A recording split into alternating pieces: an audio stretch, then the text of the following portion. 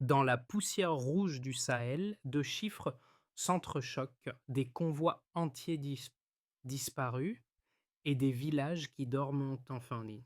On avait promis des opérations propres avec des budgets immenses. On voit à la place une précision frugale qui efface la menace sans réclamer d'applaudissements. Que signifie ce renversement pour ceux qui observent de loin, quand des noms comme Sikasso, Koumbri et Ibrahim Traoré deviennent des repères au lieu de slogans? Voici l'histoire d'une doctrine née du manque, qui convertit le silence en résultat mesurable. Ce récit ne cherche pas à glorifier la guerre, mais à comprendre pourquoi un silence gagne du terrain là où les discours échouent. La promesse est simple: montrer comment la doctrine sahélienne transforme le chaos en méthode, la dépendance en autonomie. À travers le prisme de chiffres, d'images satellites et de témoignages rarement publiés, on verra comment le Burkina Faso et le Mali redéfinissent la stratégie sans instructeur étranger. Ce n'est pas une théorie, c'est un protocole testé sur le terrain qui mesure le succès par la stabilité des villages, non par la longueur des communiqués. Le risque, cependant, est double. Plus cette efficacité grandit, plus elle contredit les modèles occidentaux, fondés sur la lenteur bureaucratique et la médiatisation. Ce contraste crée la tension centrale de cette histoire, une victoire discrète qui met en cause la narration mondiale de la puissance. Ce qui se joue ici dépasse le Sahel, c'est la capacité d'un continent à écrire son propre manuel de sécurité, ligne par ligne, sans permission. Début octobre 2025, au sud du Mali, un convoi d'insurgés a tenté d'encercler une petite ville nommée Sikasso. En quelques minutes, l'embuscade s'est retournée. Les yeux dans le ciel marquaient chaque mouvement, les unités au sol fermaient le piège mètre par mètre. Ce fut la première démonstration complète de la doctrine sahélienne: précision, patience, disparition. Quelques jours plus tard, la scène se répéta à Koumbri, au nord du Burkina Faso, et cette fois-ci le monde ne regarda pas. Les médias occidentaux parlèrent de hasard. Les analystes militaires évoquèrent un coup de chance. Mais les chiffres racontaient autre chose. Zéro frappe étrangère, 100% d'exécution locale, 48 heures de planification et pas un civil blessé. Ce ratio, dans un environnement saturé d'échecs importés, fut une fracture symbolique. Le commandement, inspiré par Ibrahim Traoré, établit une règle simple: moins de bruit, plus de résultats. L'opération n'était pas spectaculaire, mais elle fut mesurée, documentée et répétée 3 fois en 2 semaines. Les observateurs de l'ONU restèrent silencieux. À Paris, on parla de cas isolés. Pourtant, les indicateurs économiques et démographiques autour des zones reprises montrèrent une réduction de 60% des déplacements forcés et une reprise partielle du commerce local. La victoire, jusque-là invisible, devint un paramètre. Stabilité en jours, non en décibels. Ce mini-reveal montre que la guerre du Sahel n'est plus celle de la réaction, mais celle de la préemption. Chaque décision est calibrée comme une équation: information, patience, exécution. L'armée ne cherche pas la gloire, elle recherche la constance. Et c'est cela qui déstabilise ceux qui observent depuis les capitales. Parce que derrière ces frappes chirurgicales se dessine un récit, celui d'une région qui apprend à gagner seule. Et ce récit, s'il se poursuit, redéfinira la manière dont l'Afrique se regarde, et dont le monde devra, un jour, la regarder. Le visage de cette doctrine n'est pas une statue, mais une volonté: Ibrahim Traoré. À Ouagadougou, son nom s'est répandu dans les rues avant même que son portrait ne soit imprimé. Il n'est pas présenté comme un sauveur, mais comme un rappel: la souveraineté se pratique ou se perd. Sous sa direction, les premières réformes ont touché la chaîne militaire, non pas par discours, mais par redistribution. Les commandements furent ramenés sur le terrain, les communications réécrites en mouré et non plus en français. Ce geste, anodin pour un observateur étranger, fut un séisme pour les officiers locaux, car chaque mot traduit dans une langue nationale rappelait que cette guerre n'était plus importée mais choisie. Les résultats furent rapides. Des garnisons autrefois isolées commencèrent à échanger vivres, informations et appuis logistiques sans autorisation extérieure. Cette autonomie transforma la psychologie du combat. Les soldats n'attendaient plus d'être vus pour agir. Ils agissaient pour survivre, pour protéger, pour reconstruire. Dans les villages du centre-nord, des familles autrefois déplacées sont revenues planter leurs champs. Les enfants rejouent sur des chemins où passaient les motos des insurgés. Ces gestes minuscules constituent la preuve la plus solide. La stabilité n'est pas signée dans un traité, elle s'éprouve dans la poussière. Et dans cette poussière, chaque retour, chaque rire d'enfant, chaque silence d'après-bataille devient un argument politique. Le monde peut ignorer ces chiffres humains. Ils persistent pourtant comme des points de données têtus. L'histoire du Sahel, désormais, ne s'écrit plus en promesses internationales, mais en décisions locales. Et cela, plus que les victoires militaires, marque la véritable rupture du récit.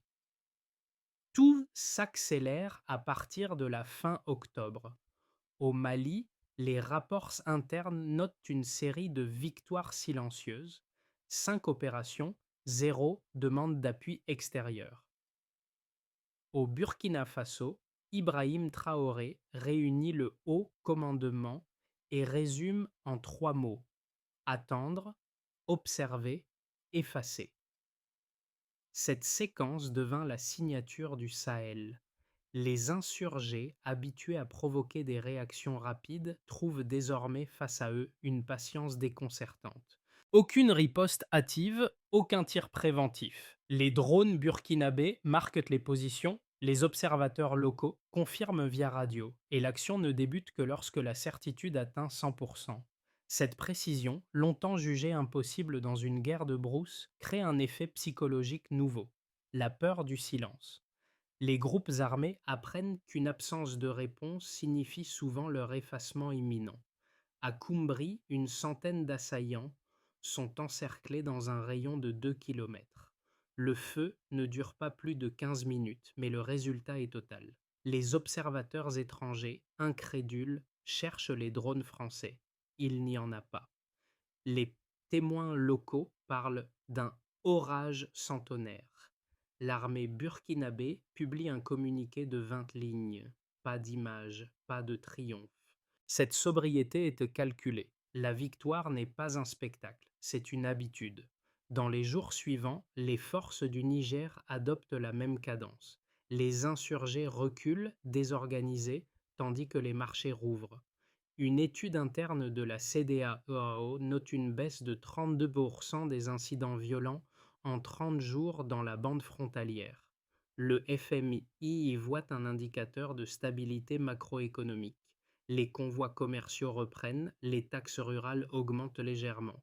Mais ces chiffres, que personne ne célèbre, traduisent surtout une reprise de contrôle territorial sans précédent. L'impact de cette chronologie dépasse la tactique. C'est un modèle de gouvernance en temps réel. Ibrahim Traoré l'énonce clairement: nous ne cherchons pas la paix des conférences, mais la paix du terrain. Cette phrase, enregistrée lors d'une visite à Kaya, circule dans tout le Sahel. Elle devient slogan involontaire, bannière d'une génération qui ne veut plus quémander de médiateur. Pour la première fois depuis des décennies, le centre de gravité stratégique de l'Afrique de l'Ouest se déplace vers l'intérieur du continent. Les capitales occidentales réagissent avec prudence. Les analystes parlent de tactique irrégulière, risque de dérive autoritaire. Mais chaque mot trahit une inquiétude, celle de voir l'Afrique produire sa propre doctrine militaire, indépendante des matrices OTAN ou ONU. Le paradoxe est complet. Plus la région gagne, plus le silence médiatique s'épaissit. Et dans ce silence, le Sahel continue d'écrire son histoire, une ligne après l'autre, avec le sable pour encre et la mémoire pour papier. Dans les rapports internes du ministère burkinabé de la Défense, trois indicateurs sont devenus les nouvelles armes de communication: temps d'intervention, pertes civiles, surface reprise. Avant 2023, une opération moyenne prenait 11 jours pour sécuriser 15 km. En 2025, la même zone est récupérée en 72 heures, avec 0,8% de pertes non combattantes. C'est baseline delta n'est pas seulement une statistique, c'est une révolution silencieuse. Les analystes parlent de 65% de réduction du temps de réaction. Mais derrière ces pourcentages se cache une logique plus humaine. Les soldats connaissent les routes, les dialectes, les familles. Chaque unité devient un capteur social autant qu'une force militaire. Cette proximité permet d'éliminer les marges d'erreur que même les technologies occidentales ne peuvent compenser. Depuis la mise en place du commandement local intégré en février 2025, les pertes civiles moyennes ont chuté de 2,3% à 0,7%. L'ONU n'a pas commenté, mais les ONG régionales ont confirmé la tendance. Ces chiffres contredisent l'idée reçue selon laquelle la guerre propre est un luxe réservé aux nations riches. Ibrahim Traoré a déclaré dans un entretien: «La précision n'est pas une question d'argent, mais d'attention.» Ce mot, attention, résume mieux que tout un budget d'aide militaire. Entre mars et septembre 2025, le Burkina Faso et le Mali ont repris 28% du territoire perdu depuis 2019. Pas par de grandes offensives, mais par une série de micro-initiatives coordonnées: patrouilles mixtes, collecte de renseignements communautaires, cartographie artisanale. Chaque victoire, aussi modeste soit-elle, devient un point de données sur la carte d'une autonomie retrouvée. Ces chiffres isolés forment un tableau d'ensemble. La doctrine sahélienne, en moins de 2 ans, a transformé des armées décrites comme fragiles en structures mesurables d'efficacité. Le FMI parle de résilience sécuritaire, l'Union africaine de rééquilibrage des dépendances. Les mots changent, les faits demeurent.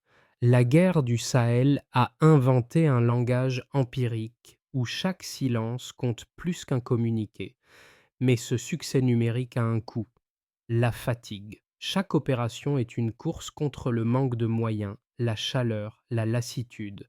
Les soldats dorment par tranches de 20 minutes, comptent les balles une à une, improvisent des radars avec des radios de marché. La précision devient un acte de survie, non de prestige. Et dans cette équation humaine, la donnée la plus stable reste la conviction, celle que la souveraineté s'écrit par effort, non par assistance. Ibrahim Traoré l'a répété à ses officiers: «La discipline est notre seule richesse.» À la lecture des rapports, cette phrase paraît banale. Sur le terrain, elle est devenue la loi non écrite d'un continent en reconstruction. Deux récits s'affrontent désormais. Le premier, dominant dans les chancelleries occidentales, décrit la doctrine sahélienne comme une militarisation dangereuse, un repli nationaliste déguisé en indépendance. Le second, défendu par ceux qui vivent de la guerre, y voit la seule forme de souveraineté encore possible, celle qui ne dépend pas d'un vote extérieur. Les arguments des critiques sont clairs: absence de contrôle international, risque d'abus, concentration du pouvoir. Ces inquiétudes, valables en théorie, oublient une donnée essentielle: le terrain. Au Burkina Faso, les comités de sécurité locaux sont composés de civils, d'anciens soldats et de chefs de village. Leur mandat est limité, vérifié, consigné.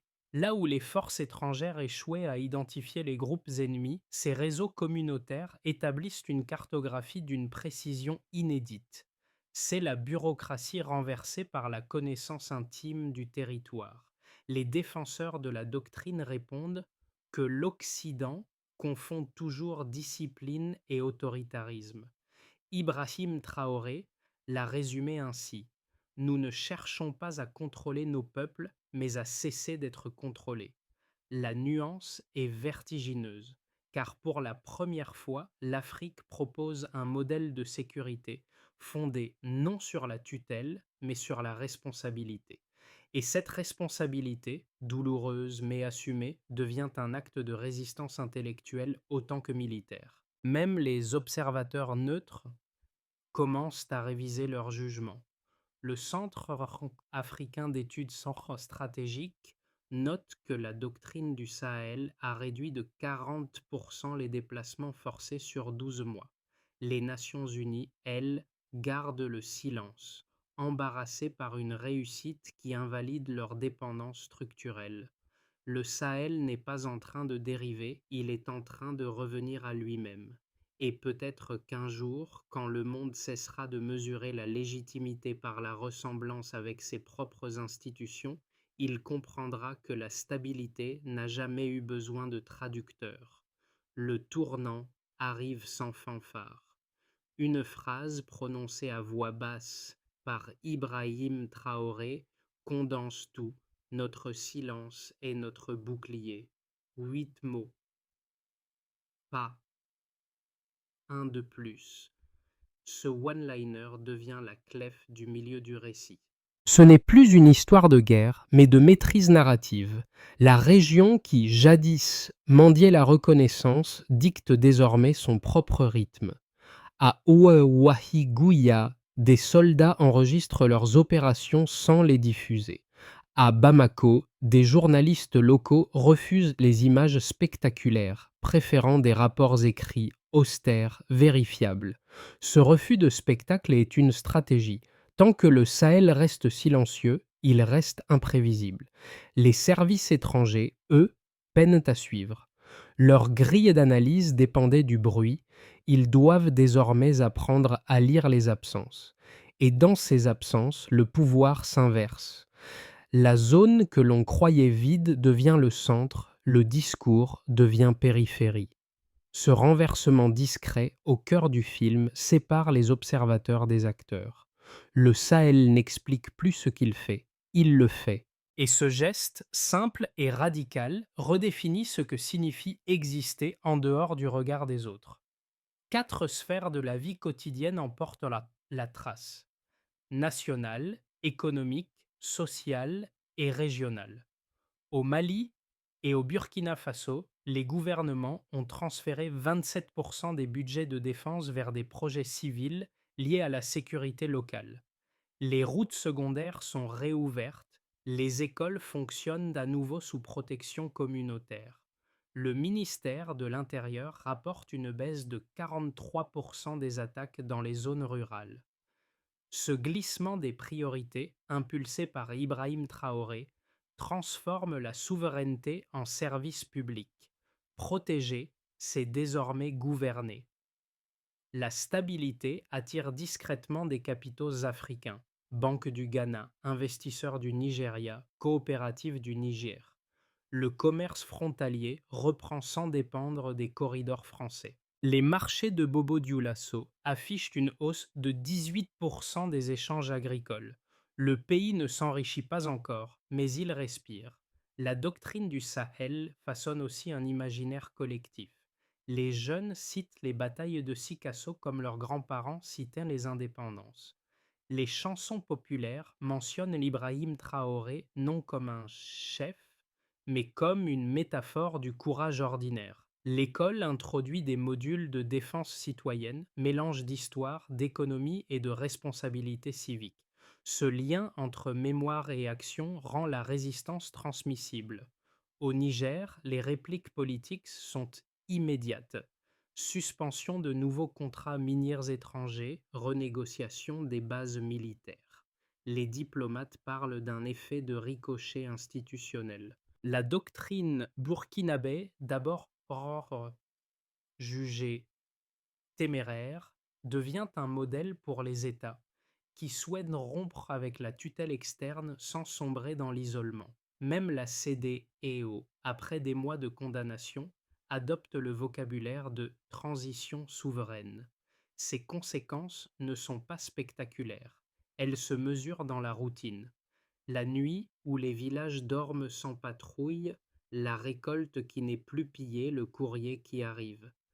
Chaque détail banal devient signe de victoire, et cette normalité retrouvée est plus subversive que n'importe quelle arme, parce que si la stabilité se conquiert sans l'Occident, alors le récit mondial de la dépendance s'effondre. Elle ne vise pas à impressionner, mais à rendre inutile toute tutelle. Elle ne repose pas sur des prédictions, mais sur des constantes observées dans les 12 derniers mois. Discipline, isolement, endurance. Le Burkina Faso et le Mali consolident leurs zones libérées, sans expansion rapide. Les forces locales perfectionnent la doctrine, tandis que la coopération régionale s'étend discrètement à travers l'Alliance des États du Sahel. La stabilité reste fragile, mais mesurable. Circulation accrue des biens, reprise scolaire à 70%, baisse des incidents armés sous le seuil de 20 par mois. Ce scénario, celui du maintien, repose sur la continuité du modèle actuel et l'équilibre entre rigueur et fatigue. Si la tendance de 2025 se poursuit, la doctrine pourrait devenir un cadre institutionnel reconnu à l'échelle continentale. Des académies militaires africaines intégreraient les principes de stratégie à bas bruit et de coordination civilo-militaire. Les flux économiques internes augmenteraient, les alliances politiques se redessineraient.